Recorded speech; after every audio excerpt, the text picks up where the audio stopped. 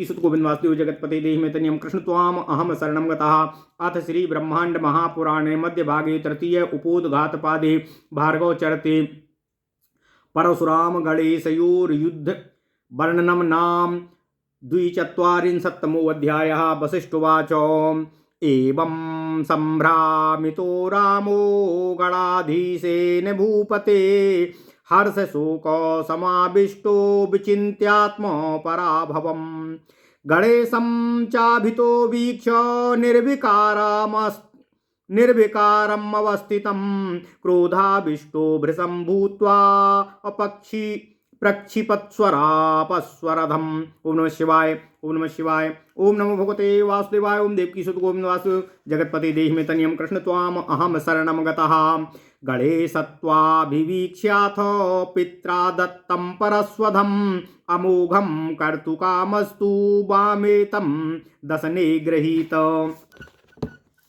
सातु दन्तः कुठारेण विच्छिन्नो भूतले पतत अभुवि शोणिते संदिग्धो वज्राहत इवाचलः। दन्तपातेन विध्वस्ता शब्दद्वीपधराधरा चकम्पे पृथ्वीपालो लोकास्त्र समुपागतः। हाहाकारो महानासीद् देवानां दिवि पश्यताम् कार्तिकेयादयस्तत्र चक्रुशुरभूभ्रश मातुरः। अथ कोलाहलं श्रुत्वा दन्तपातध्वनिं तथा पार्वती शङ्करौ तत्र समाजगमातुरीश्वरौ। हेरम्बं पुरतो दृष्ट्वा वक्रतुण्डैकदन्तिनं पप्रच्छ स्कन्दं पार्वती किमेतोदिति कारणम्। सा तु पृष्टस्तदा मात्रा सेनानीः सर्वमादितः वृत्तान्तं कथयामास मात्रे रामस्य शृण्वतः। सा श्रुत्वोदन्तमखिलं जगतां जननी नृप उवाच शङ्करं रुष्टा पार्वती प्राणनायकम्। पार्वत्युवाच अयं ते भार्गवा शम्भो शिष्यः पुत्रा समो भवत त्वत्तो लब्ध्वा परं तेजो वर्म त्रैलोक्याजिद्विभु। कार्तवीर्यार्जुनं संख्ये जितवानूर्जितं नृपं स्वकार्यं साधयित्वा तु प्रादातुभ्यं च दक्षिणाम्। यत्ते सुतस्य दशनं कुठारेण न्यपातयत अनेनैव कृतार्थस्त्वं भविष्यसि न संशयः। त्वमिमं भार्गवं शम्भो रक्षान्ते वासि सत्तमं तव कार्याणि सर्वाणि साधयिष्यति सद्गुरो। अहं नैवात्र तिष्ठामि यत्त्वया विमिता विभो पुत्राभ्यां सहिता यस्य पितुः स्वस्य निकेतनं। सन्तो भुजिष्यातनयम् असत्कुर्वत्यात्मपुत्रवत भवता तु क्रतो नैव सत्कारो वचसापि। आत्मनस्तने यस्यास्य ततो यास्यामि दुःखिताः। वसिष्ठोवाच एतत् श्रुत्वा तु वचनं पार्वत्या भगवान् भवः नोवाच किञ्चिद्वनं साधु वा साधु भूपते सस्मारं मनसा कृष्णं प्रणतक्लेशनाशनं। गोलोकनाथं गोपीशं नानानूनयकोविदं स्मृतमात्रोथ भगवान् केशवः प्रणतार्हिता। उन्म शिव प्रणतार्तिः। अज आज गामो दया सिन्धुर्भक्तवस्योऽखिलेश्वरः मेघश्यामो विशदवदनो रत्नकेयूरहारो विद्युद्वासा मकरसदृशे कुण्डले सन्दधानः। मेघश्यामो विशदवदनो रत्नकेयूरहारो विद्युद्वासा मकरसदृशे कुण्डले सन्दधानः। बर्हापीडं मणिगणयुतं बिभ्रदी स्मितास्यो गोपीनाथो अगदित सुयसः कौस्तुभोद्भासि वक्षाः। राधया सहिता श्रीमान् श्रीदाम्ना चापिराजितः। गुणो शिवाय। मुसृणंस्तेजांसि सर्वेषां स्वरूचा ज्ञानवारिधिः अथैनमागतं दृष्ट्वा शिवा संहृष्टमानसः प्रणिपत्य यथा न्यायं पूजयामास चागतं प्रवेश्याभ्यन्तरे वेश्मो राधया सहितं विभुम् रत्नसिंहासने रम्ये सादारं सा न्यवेशयत अथ तत्र गता देवी पार्वती तनयान्विता ननाम चरणान् प्रभो ननामो चरणान् प्रभवो पुत्राभ्यां सहिता मुदा अथ रामोऽपि तत्रैव गत्वा नामित कंधरः। ओम नमः शिवाय, ओम नमः शिवाय, ओम नमः शिवाय, ओम नमः शिवाय। ओम नमो भगवते वासुदेवाय। ओम देवकी सुत गोविंद वासुदेव जगत्पते देहि मे तन्यं कृष्ण त्वाम अहम शरणं गतः। पार्वत्यास चरणों पान्ते पपाताकुलमानसः सा यदा नाभ्यनन्दत्तं भार्गवं प्रणतं पुरः तदोवाच जगन्नाथ पार्वतीं प्रीणयानि गिरा।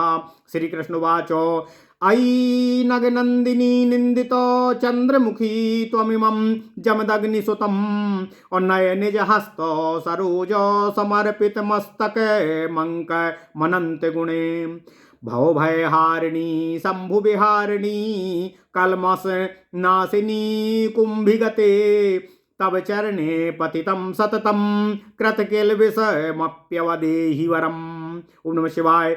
शृणु देवी महाभागे वेदोक्तं वचनं मम यच्छ्रुत्वा हर्षिता नूनं भविष्यसि न संशयः।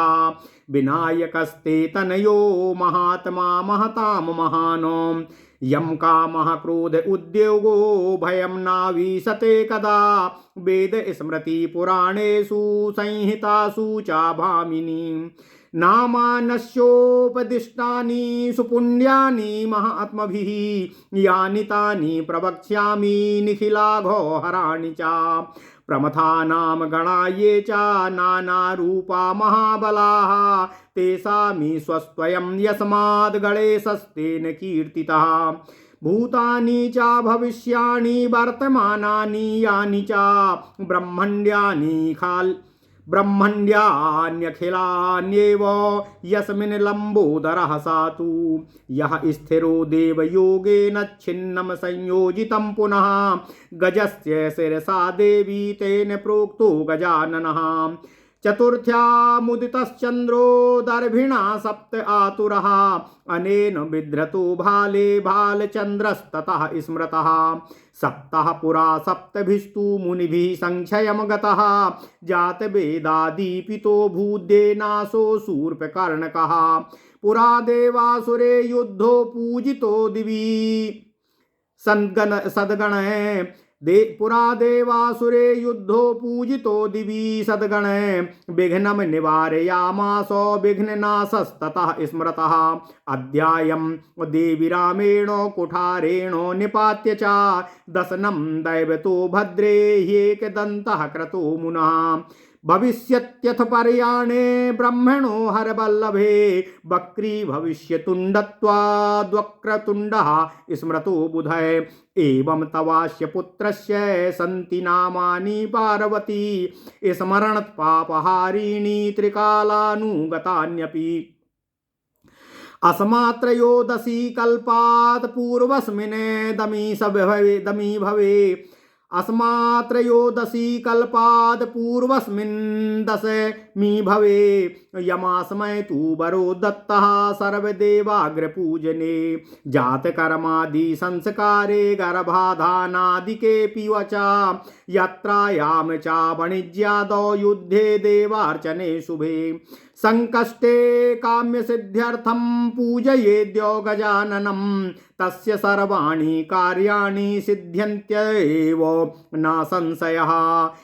वसिष्ठुवाच इत्युक्तं तु समाकर्ण्य कृशनेन सुमहात्मना पार्वती जगतां नाथा विस्मितासीच्छुभानना यदा नैवोत्तरं प्राप्ताद् पार्वती शिवसन्निधौ तदा राधा ब्रवीद देवी शिवरूपा सनातनी। श्रीराधोवाच प्रकृतिः पुरुषश्चोभाव्योऽन्याश्राय विग्रह द्विधा भिन्नो प्रकाशेते प्रपञ्चेऽस्मिन् यथा तथा त्वां चाहमवायोर्देवी भेदो नैवास्ति कश्चन विष्णुत्वामहमेवास्मि शिवो द्विगुणतां गतः। ओम नमः शिवाय, ओम नमः शिवाय। शिवस्य हृदये विष्णुर्भवत्यारूपमास्थितः तम रूपं समास्थाय विष्णुस्य हृदये शिवः एष रामो महाभागे वैष्णवः सैवतां गतः गणेशोऽयं शिवः साक्षात् वैष्णवत्यं समस्थितः तयोरावयो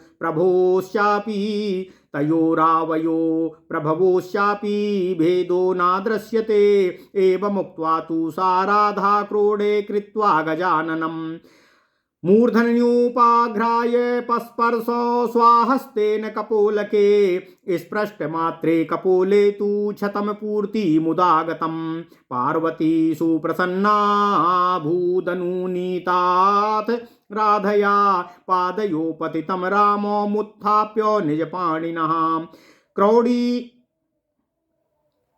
क्रौड़ी चकार सुप्रीता मूर्धन्युपाघ्राय पार्वती एवं तयोस्तु सत्कारं दृष्ट्वा राम गणेशयोः कृष्णा स्कन्दमुपाकृष्य स्वाङ्के प्रेम्णा न्यवेशयत अथ शम्भुरपि प्रीता श्रीदामानुपस्थितम्। ओम नमः शिवाय। स्वोत्संगे स्थापयामास प्रेम्णा सत्कृत्यमानदः। ओम नमः शिवाय। ओम नमः शिवाय। ओम नमः शिवाय। ओम नमो भगवते वासुदेवाय। ओम देवकी सुत गोविंद वासुदेव जगतपते देहि मे तनियम कृष्ण त्वाम अहम शरणम गतः। ओम नमः शिवाय।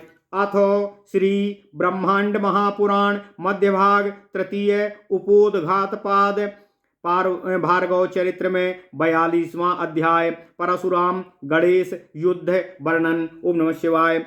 वशिष्ठ जी ने कहा, हे राजन सगर, अब सूत जी तथा ऋषियों के कथा प्रसंग में सगर और वशिष्ठ के संवाद में वशिष्ठ जी ने राजा सगर से कहा, हे राजन, जब गणपति ने परशुराम को परशु के साथ फेंक दिया तब वे किंग कर्तव्य विमूढ़ हो गए। तब हर्ष और शोक से युक्त होकर तथा अपनी पराजय को विचार कर निर्विकार रूप से अवस्थित गणेश जी को चारों ओर देखकर बहुत अधिक क्रोध से युक्त हो गए तथा क्रोधाविष्ट परशुराम ने अपने परशु को फेंका। गणेश जी ने अपने पिता शिव जी द्वारा दिए गए परशु को देखकर अमोघ करने की इच्छा से बाएं दांत से ग्रहण किया। ओम नमः शिवाय। ओम नमः शिवाय। ओम नमः शिवाय। ओम नमो भगवते वासुदेवाय। ओम देवकी सुत गोविंद वासुदेव जगतपते देहि मे तनियम कृष्ण त्वाम अहम शरणम गतः। वह दांत कुठार से टूटकर भूमि पर गिर गया। भूमि पर वह खून से सना हुआ दांत इंद्र के वज्र से आहत पर्वत के समान दिखाई दे रहा था। हे राजन, वशिष्ठ जी कहते हैं, उस दांत के गिरने से समुद्रों सहित 7 द्वीपों वाली पृथ्वी कांपने लगी और सभी लोग भयभीत हो गए। स्वर्ग में देवताओं में हाहाकार मच गया। वहां पर कार्तिकेय आदि सभी बहुत अधिक व्याकुल हो कोसने लगे। इसके बाद कोलाहल तथा दांत के गिरने की ध्वनि को सुनकर वहां पार्वती और परमेश्वर शिव दोनों आ पहुंचे। सामने ही गणेश जी के एक दांत को टूटा हुआ देखकर पार्वती ने कुमार कार्तिकेय से पूछा कि इसका क्या कारण है। माता के द्वारा पूछे गए कुमार कार्तिकेय ने परशुराम के सुनाते हुए सारा वृत्तांत माँ को कह सुनाया। उन संसार की जननी देवी पार्वती ने दांत के गिरने की सारी कहानी सुनकर उन संसार की जननी पार्वती ने प्राण नायक शंकर जी से कहा। पार्वती जी ने शंकर जी से कहा, हे शंभो, हे सदाशिव, यह भार्गव परशुराम आपका पुत्र तुल्य शिष्य हो गया था। हे विभो, इसने आपसे परम तेज प्राप्त कर तीनों लोकों को जीत लिया था। युद्ध में ऊर्जा प्राप्त कार्तवीर अर्जुन को भी जीत लिया और अपना कार्य सिद्ध करके आपको यह दक्षिणा दी कि तुम्हारे ही पुत्र के दांत को कुठार से गिरा दिया। इससे ही आपके उपकार को चुका दिया। इसी से आप कृतार्थ हो जाएंगे, इसमें संदेह नहीं है। हे शिव, तुम अपने इस शिष्य परशुराम को अपने साथ रखकर रक्षा करो। आप अच्छे गुरु के सब कार्यों को यह सिद्ध कर देगा। हे विभो, आप द्वारा अपमानित मैं अब आपके पास नहीं रह सकती हूँ। मैं अपने दोनों पुत्रों को साथ ले अपने पिता के घर चली जाऊंगी। संत पुरुष को अपने शिष्य को पुत्र के समान सत्कार करना चाहिए। आपने तो वाणी से भी बढ़कर सत्कार नहीं किया। आपने तो वाणी से भी सत्कार नहीं किया है। इसके बाद देवी पार्वती जी ने कहा कि मैं अपने इस पुत्र को इस दुखित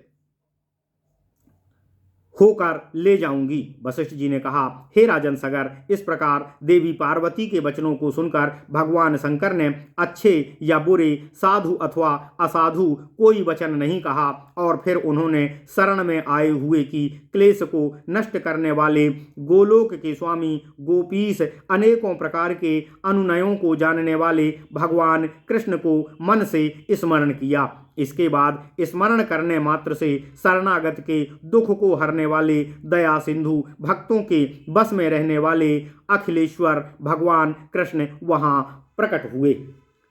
वे मेघ के समान श्याम और विशाल बदन से युक्त थे।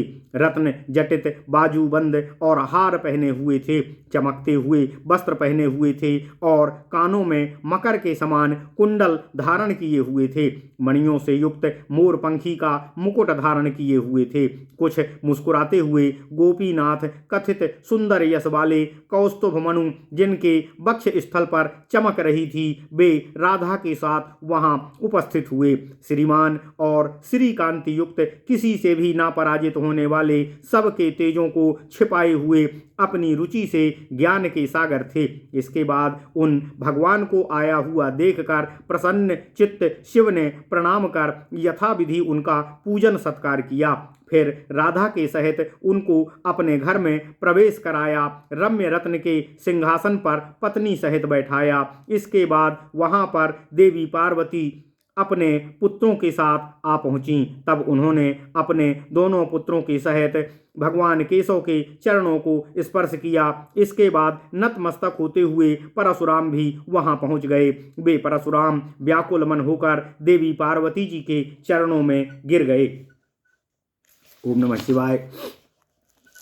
जब देवी पार्वती ने उन पैरों में गिरे हुए परशुराम का अभिनंदन नहीं किया, तब जगन्नाथ भगवान श्री कृष्ण ने पार्वती को प्रसन्न करती हुई वाणी में उनसे कहा। श्री कृष्ण जी ने कहा, हे पर्वत पुत्री, निंदित मुख वाली पार्वती, अपने कर कमलों से समर्पित मस्तक को अपने गोद में उठा लो। हे संसार रूपी सागर के भय को हरने वाली, शंभु के साथ विहार करने वाली, नरक में जाने वालों पर के पापों को नष्ट करने वाली, अपने चरणों में गिरे हुए इस अपराधी को वर प्रदान करने की कृपा करो। हे देवी, हे महाभागे, मेरे वेदोक्त वचन को सुनो, जिसको सुनकर तुम अवश्य हर्षित हो जाओगी, इसमें कोई संदेह नहीं है। हे विनायक गणेश, तुम्हारे पुत्र महानों में भी महान हैं, जिनमें काम, क्रोध, उद्वेग और भय कभी भी प्रवेश नहीं करता है। वेदों, स्मृतियों, पुराणों और संहिताओं में हे भामिनी, महात्मा पुरुषों ने बहुत अच्छे पुण्य करने वालों के नाम उपदिष्ट किए हैं। जिनके नाम उपदिष्ट किए गए हैं, उन समस्त पापों को नाश करने वालों के नाम मैं आपको बताऊंगा। वे कामदेव को जीतने वाले शिव जी के ये गण, जो अनेकों रूपों वाले और महाबलशाली हैं, उन सब के स्वामी तो ये गणेश जी ही हैं। इसलिए गणों के ईश होने के कारण इन्हें गणेश कहा गया है। भूतकाल, भविष्यकाल और वर्तमान काल तथा जितने भी अखिल ब्रह्मांड हैं, उन सब में ये लंबोदर गणेश जी ही हैं। ये गणेश जी ही दैव योग से कटे हुए सिर वाले होते हुए भी पुनः गज के सिर को जोड़ने के कारण हे देवी गजानन कहे गए हैं। हिरण द्वारा सप्त चतुर्थी तिथि को उदित आतुर चंद्रमा इन्होंने अपने मस्तक पर धारण कर लिया है। तब से हे देवी इन्हें भालचंद्र भी कहा जाता है। प्राचीन काल में 7 मुनियों द्वारा शाप दिए गए थे, पूर्ण नाश को प्राप्त हो गए थे। तब उस समय अग्नि देवता बहुत दीपित हो गए थे, जिसके कारण वह सूर्प कर्णक अर्थात सूप के समान कर्ण वाले हो गए थे। प्राचीन काल में देवासुर संग्राम में स्वर्ग में देवों द्वारा पूजित होने के कारण इन्होंने उनके विघ्नों का निवारण किया था, इसलिए गणेश विघ्ननाशक और विघ्न विनायक भी कहे गए हैं। हे देवी पार्वती, आज परशुराम ने इनका एक दांत गिरा दिया है, अतः अब ये एक दंत कहे जावेंगे। इसके बाद ब्रह्मा और सदाशिव शंकर जी के प्रिय तथा अपनी टेढ़ी सूंड होने के कारण अन्य नाम के रूप में इन्हें वक्रतुंड भी कहा जाएगा, अर्थात इनकी टेढ़ी सूंड के कारण प्रेम में ब्रह्मा जी तथा शंकर जी इनका नाम वक्रतुंड रख लेंगे। इस प्रकार हे देवी पार्वती, तुम्हारे इस पुत्र के तीनों कालों में अनुगत स्मरण मात्र से समस्त पाप को हरने वाले इनके नाम हैं। इस त्रयोदशी कल्प में पूर्व